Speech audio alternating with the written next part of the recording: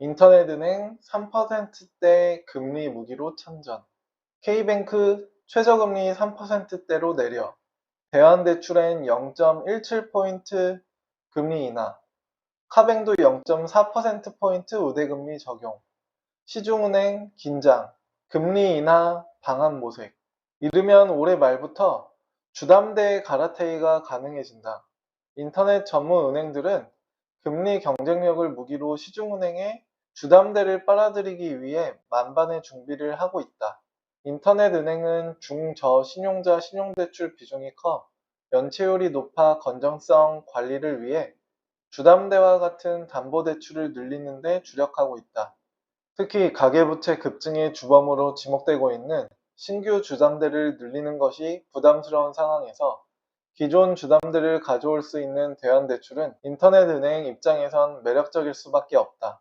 시중은행도 고객을 뺏기지 않기 위해서는 비슷한 수준의 금리를 제공해야 하는 만큼 연 3% 주담대 상품이 속속 나올 것이라는 기대가 커지고 있다.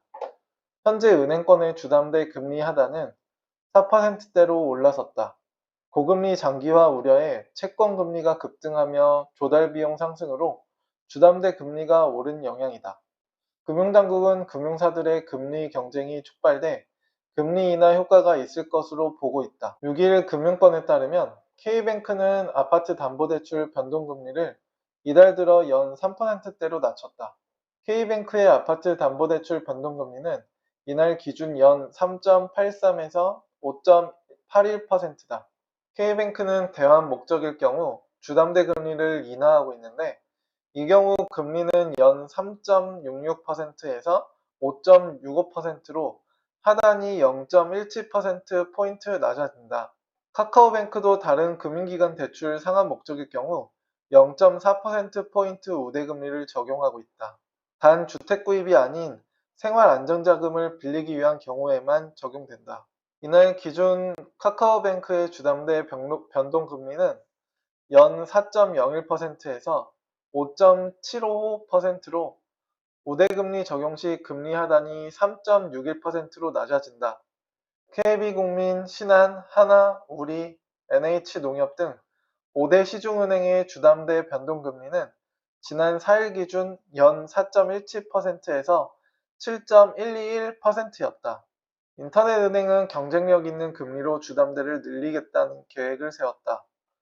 인터넷은행 한 관계자는 최근 가계부채 증가세를 인터넷은행이 주도했다는 여러 지적이 나왔는데 대환대출은 신규 대출을 내주어주는 것이 아닌 기존 대출을 가져오는 것이기 때문에 부담이 적다며 안정적인 수익원이 필요한 상황인 만큼 공격적으로 나설 계획이다라고 했다.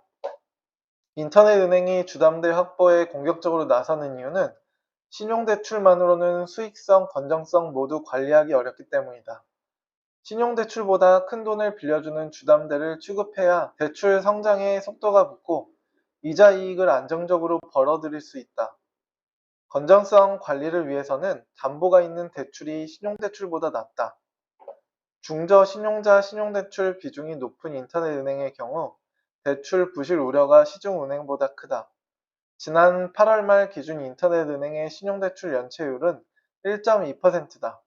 2021년 말 0.3% 수준이던 연체율이 지난해부터 가파르게 오르며 2년 사이 4배가량 뛰었다. 인터넷은행 3사 중 K뱅크가 1.57%로 가장 높았으며 이어 토스뱅크, 카카오뱅크 순이었다. 이 때문에 인터넷은행은 상대적으로 안정적인 담보물이 있는 대출을 늘려 포트폴리오 다변화를 모색 중이다.